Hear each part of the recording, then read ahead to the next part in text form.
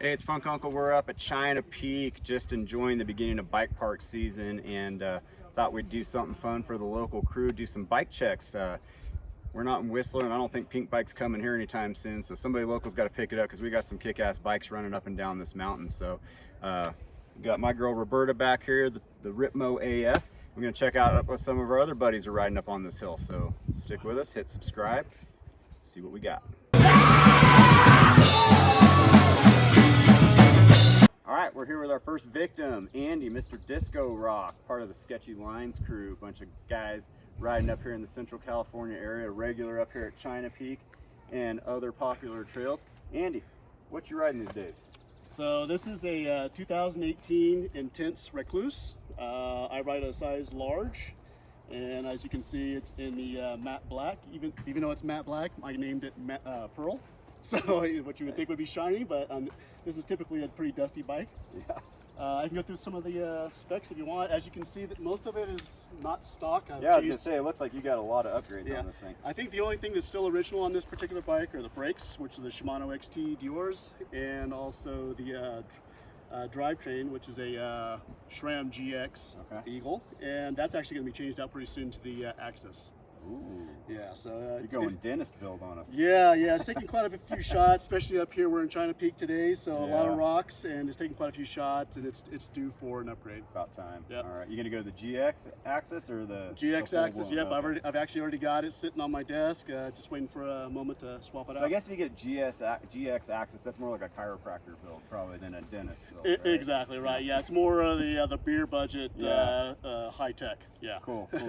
So suspension-wise, you got, I'm guessing the Lyric wasn't on there originally, No, right? so this was originally a Yari. So I got the, this was actually, I should say, it's the expert build of the Recluse. So it had some of the budget components into it. So this was a Yari.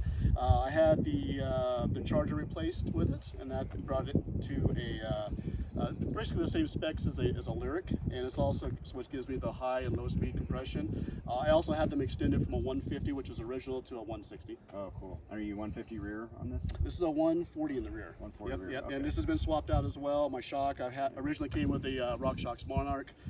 This last year, blew all the seals out of it. Instead of replacing it, I just went ahead, or instead of fixing it, I went ahead and replaced it with the Fox DPX2. Nice. That's a solid choice. It's much better. So we've got, these are pretty new. These are the one-ups. Yep, one-up pedals, and I forget what model that was. I don't even remember that. So one-up pedals, aluminum. So I just swapped those out recently. What you running for dropper? Dropper post is the Fox Transfer. Okay. Yep. So this I believe is a Wolf 2 remote. This I believe is a 150 if I remember correctly. Bars have been swapped out with the P&W range.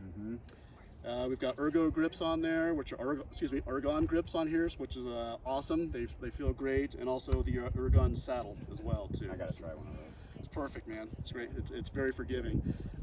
Stem's been replaced with the Deity. This is a 30 mil. Tire choice is always interesting up here. What people like, and I mean, most of us ride one bike, so you're kind of trying to make it work everywhere. But you're going DHR in the back and Assegai up front. That's a pretty solid combo, man. Yeah, so enduro season, absolutely. Yeah, Assegai up front for that extra traction, durability, cornering, and then the speed of the DHR too. I just love the aggressiveness of it. It's very tight. The XO Plus casing on the DHR. Yep, so. XO too. Which, in my opinion, on this hill is a must. Like that's the minimum you can run up here. Absolutely.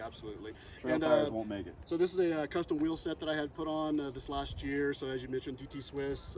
EX511 rims, and I'm running the i9 Hydras for the hubs. So what do you think of China Peak, man? You got a favorite trail up here? Favorite trail for me probably is going to be West Ridge to Gnarly. Oh, nice. A lot of rocks. Stage 3 of the race. It is, yes, yeah. So it's pretty brutal. A lot of rocks, a lot of dust, but a lot of fun too. Yeah. Classic Sierra riding. Exactly. Yep. Exactly.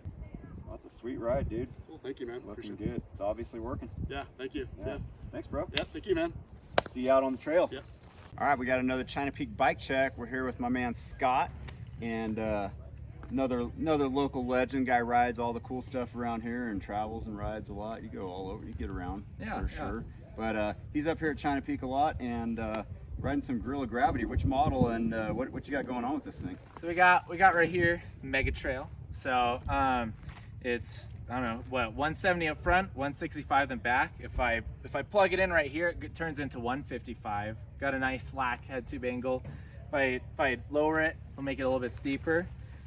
Yeah, been loving it. I have had it for about like 5-6 months, and Okay. yeah, I can't get enough of it. Yeah, and happy about going with the coil, I assume. Yeah, no, the coil, definitely love it. You know, it's encouraged me to keep the pounds off, you know, because I don't want to buy another one of those springs. Yeah, it's super duper plush, and you know, I did not expect it to be as poppy and as playful as it is. Pedals you know? better than you thought it would. Yeah, pedals a lot better. And I actually have a little lockout switch right here, but I hardly ever use it unless I'm like, all right, I'm climbing for 10 miles straight, you know? Yeah, and you're running the Zeb, you said at 170. You Yep. mess with tokens or anything like that in it? Nope, just got 2, same way it came. Yeah, Cool. so, you know, around 63 PSI. So, and, you know, the thing holds air pretty well. Yeah. Love it. Looks like you're running a nice i9 wheel set.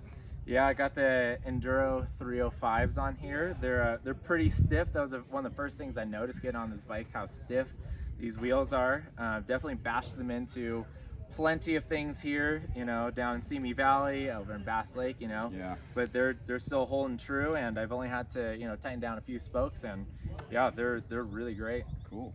And drivetrain, looks like you got, what, a mix of XTR and XT? Yeah, XTR and XT, and I got a what's this guy? Oval chainring right here. Absolute Black, Absolute bro. Black. Yeah. So. What are you running in front? 30, 32? It's 32. Okay. Yeah. So just switched it out. Really like the way the oval feels. So. I do too. I got Yeah. one too. Yeah, I've been really impressed with it. Yeah. And then cockpit wise, what you got going with bars? Yeah. And So I got some nuke proof Horizon bars, 35 I think rise, something like that, 800 width. I want to cut them down to. I keep hitting trees up here, so yeah. So I want to get them down to 770 i9 right here. XT on the things that slow you down, and you know, some XT shifters right here. So yeah, pretty cool. Bike yoke dropper. Yeah, this bike yoke dropper has been pretty good. You know, feels pretty much as good as day one, so I haven't had to do anything to it. And if it does feel a little squishy, got a little bleed valve, and boom, right back at it. The ground keeper fender, pretty cool. Matches my top cap, and abalone with the sparkle finish, you know. I have a little sparkle on here. All right, I'm gonna put you on the spot. Favorite China Peak Trail? Between Rancheria and Gnarly. Okay. Yeah. All right, cool, man. Well, that's a sick ride. Love Gorilla Gravity. Those guys are super punk. That's a really cool bike brand. If you guys don't know about it, you should look into it because they're doing some very innovative and industry disrupting things. So definitely a cool company to track and follow, and it's really cool to see one out here. Thanks, Scott, man. Appreciate it, brother. Thanks so much. See you out here again soon. Yeah. All right, our next victim is my buddy Carlton, aka Gnarlton, a guy who has very excellent taste in coffee, by the way. And Carlton got a new bike midsummer last year, and I think this year you've got it like pretty dialed into where you like it, right? So tell us about this rig. So it's a high tower CC. I think it's a 2019, but it's the same bike as the new one except for the colors. And that's 19 actually or 20? It might be a 20. it might be a 20. Like Yeah. it's one of those two. I got it, and it took a little bit of getting acclimated to Carlton Duty Living, but we got it dialed in now. I upcycled my Project 321 wheels off my last bike and brought them back over. Like Always a good call. these are probably 5 years old and got 4,000 miles. Jake sent me the parts to overhaul free hubs, like brand new bearings, runs great. Nice. Exo SRAM. Oh, that's like pretty dentisty. It came on the bike. But the really dynasty thing's the power meter. Yeah, Because it's got I a see core that. power meter on it. And somebody else is making fun of me, I'm a transitional roadie, and I like the data, so Yeah. I keep that. Took the Montrose seat off of my Trek that I had before. Ergon grips. I'm not sure who made this funny Garmin mount that I'm not using today, but like that's pretty trick, I think. Race face stem, stand-up for cruise bars. Yep. Are those carbon? They are. Nice. Rock Shock Lyric Shock with we took it apart and put the new guts in it that got 10 millimeters more travel in it. Okay, And- so is it 170 now? well, it went from 150 to 160. 160, okay. But the piston is different, and you rode with me last year when I was having trouble with it. Like as soon as we got up, like when they built the shock, apparently Rock Shocks decided they needed to put an extra 6 ounces of grease in there. After we got that out, it started working, and then the bike has been kind of magical since then. Cool. And I changed the front tire. It came with whatever it has in the rear and the front, and I went to that's a different DHF. Yeah, you got the DHR DHF going DHF now. combo now, like, and that's a better steer tire. It's just way more sure-footed, like, and just confidence inspiring. See, you're running some frame protection too, which is, we'll get a close up of that. I do. But tell me about that. And you know as much about it as I do, because our friend Raffo bought this bike before I got it, and he has these put on all of his bikes, and I would have never put it on there, but it seems pretty durable because I'm not real meticulous on. My bikes are for me to take care of me, not for me to take care of. It looks like the fit's really good. It does, Yeah. like It's cut, like it's just measured out really well. it climbs well, it descends well, it's comfortable in the saddle all day. Although if you got to pedal it for 40 miles, like I did the other day for that stage race, like it gets a little tiring because it's not the most efficient thing out there. Yeah. But it's a high tower. It's 150, 160. It's a 150 millimeter bike. It's not supposed to be ridden in something like that. So. And it probably does, like, actually performs above its pay grade in that sense too, like better than it should for the travel. Completely concur. Like it doesn't pedal like you're going through 3 feet of mud like these two. Yeah. They've really got that rear end worked out on them. Yeah. I'm really happy with it. Yeah, the VPP is solid for sure. And you're running Code RSCs. How you like those? So much that I bought a new pair of Shimano 4-pots that haven't got put on here yet. Snap. They're fine. When I went to Mammoth, I got stuck at the top of the chairlift in a lightning storm, and after it cleared off, it was wet, and I didn't want to go ride the super rocky trail I went up there to ride in the first place. I took the Kamikaze downhill back in it, and I faded the front and the back brakes. And you just have to be mindful on these that you have to bleed them more often if you're going to go from 200 feet where we live up to 9,000 feet where I was at. And I didn't do it, and I should have done it. And I'm just with the Shimano stuff, I'm more comfortable working on them. These are a little fiddly to like work on the street. So like I'm gonna go back. Yeah, I think that just comes down. You end up in one camp or the other, and just kind of stay there. The brakes are fine. I'm gonna put these on my single speed bike because it's got a set of whatever the predecessors of these are on it. Like, and they're probably 8 years old now, and they're ready to be replaced. And so I'm just gonna upcycle them back over there. Yeah, cool. All right. Well, last question. Favorite China Peak trail? Ooh, definitely Rancheria. All right, and that's a new favorite, eh? Yeah, I only crashed twice on it today. Hey, 2 crashes on Rancheria. That's a pretty good run. All right, thanks, Carlton. Thank you. Appreciate it, buddy. All right, we got one last bike check for this first installment, and this one pretty special in my opinion. We got James, who has been, it's like a second son to me, basically. One of my son's best friends, and he is actually riding one of my old bikes. This is, I can describe this one quite well because I know it very well, but he's done a lot of stuff to it since he got it from me. But this is an 07 Trek Fuel EX 9.5. Full carbon. This thing was badass 14 years ago, and James has kept it alive. So since you got it, you've done a bunch of stuff to it though. It came with, it was originally fitted with top of the line Fox suspension, XTR drivetrain, all the Bontrager Race Triple X lights, so full carbon, stem, bars. It had a carbon seat post even back then. But James has done a bunch of stuff to this thing, and he is sending it on this downhill at China Peak. We rode 007 together yesterday, so he's been hitting all the trails on this bike, and it's working. So what's going on with this thing? What have you done since you got it from me? I could use some bigger wheels, but I love this thing. This is my baby right here. But yeah, I kept all of the mechanical stuff mostly, for the most part, the same. All of it is the original gear that you gave it to me. I replaced some cassettes, I put new pedals on, and just recently I put a brand new dropper post. So it is external routing. I had a lot of people tell me don't do external routing because it's going to look messy and whatnot. But It's the only option on a bike that isn't set up for internal. You cannot even tell, and this thing rides like a champ. I also put tubeless tires on it.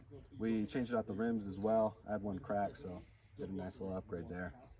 And did you get the suspension rebuilt? We did, yeah. So I actually bottomed out the suspension, doing some crazy stuff, and it was really interesting. So this specific Talus Fox suspension, nobody can service it. So when I took it into the bike shop, I actually took it to 3 different bike shops, and they had to send it out to some guy in Oregon who works out of his garage, and he was the only one that could service and fix this. So it's kind of a specialty item now. Don't lose that guy's number. Yeah, I know, right? So it's cool. It's done me well, and man, I don't know if I'll ever get rid of this thing. Yeah, I mean, it just goes to show that, I mean, obviously the new geometry and the way bikes have evolved, there's a lot of advantage to newer bikes. But if you can get a really solid, older bike that's been taken care of and is in good shape, everything's it's got the structural integrity still. A couple things like throw a dropper on it and make sure you've got tubeless tires, and you can run it. And with bikes being as hard to find as they are right now and as expensive as they are, this is something for a college age guy like yourself. I mean, it's a great way to get into the sport, and I wouldn't say you're having any less fun than anybody else at this point. And this is how I got into it, and honestly, it's done great. Like, I've always been the person that's like, you don't need the most expensive gear to have a good time. I'm 6'1", and I'm riding a medium frame, 26-inch wheels, and I'm doing mighty fine. So having a blast. Having a blast. Okay, so one last thing. Favorite trail at China Peak? I know today was your first day, but what was your favorite West trail? Ridge, hands West down. Ridge, all right. Even though I went over the handlebars, it was great. Cool. Great. Yeah, I love that one. All right, James. Keep her rolling, man. Will It's do. fun. Yeah. I always love seeing her. All right, we'll check you guys on the next one. Make sure to hit like and subscribe. And if you want to get in on this bike check action, catch me up here at China Peak. I'm always parked in the back by the creek. Look for a big dark gray ProMaster. And if you catch me at lunchtime or right at the end of the day after the last run, we can get your bike on there. We'll see you soon.